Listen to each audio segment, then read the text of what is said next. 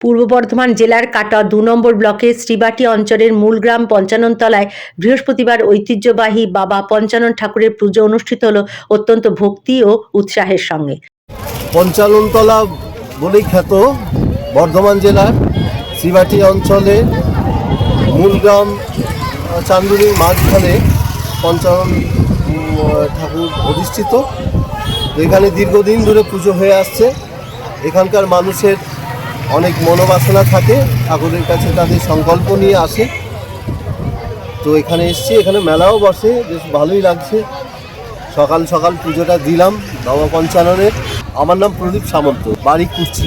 প্রথমে লৌকিক দেবতা হিসেবে এবং পরবর্তীতে আঞ্চলিক দেবতা হিসেবে প্রতিষ্ঠা পাওয়া বাবা পঞ্চানন ঠাকুর আজও মানুষের অগাধ বিশ্বাসের কেন্দ্রবিন্দু। এই পুজোর অন্যতম উল্লেখযোগ্য বৈশিষ্ট্য হল দীর্ঘদিন রোগ ব্যাধিতে ভোগা মানুষ কিংবা বিবাহের পর সন্তান লাভে অক্ষম মহিলারা বাবা পঞ্চানন ঠাকুরের কাছে মানত করলে তাদের মনস্কামনা পূর্ণ হয়। এমনই বিশ্বাসে এখানে ভিড় জমান অসংখ্য ভক্ত। পুজোর সঙ্গে ঘোড়া উৎসর্গের প্রাচীন প্রথাও আজও অক্ষুণ্ণ রয়েছে, যা এই পুজোর এক অনন্য বৈশিষ্ট্য। পুজো উপলক্ষে এলাকায় বসেছে এক বর্ণাঢ্য মেলা।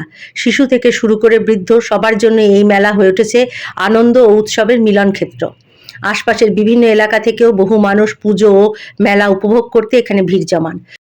কাটোয়া সাব ডিভিশনের শ্রীবাটি অঞ্চলের অন্তর্গত মূলগ্রাম, এখানে পঞ্চানন পুজো উপলক্ষে বিশাল আয়োজন, লোকজন এসছে এবং ঘোড়ার প্রচলিত আছে এবং মেলাও বসেছে। মানুষের ভিড়ভাড়টা প্রচুর, সবাই পুজো দিচ্ছেন। এখানে পুজো হচ্ছে মূলগ্রাম, চান্ডুলি, শ্রামপুর, নন্দীগ্রাম, আরও সব বাইরে থেকে আসে পুজো দিতে। চল বেশি মনস্কামনা হয়। ঠিক আছে, আমার নাম তোতন ভট্টাচার্য।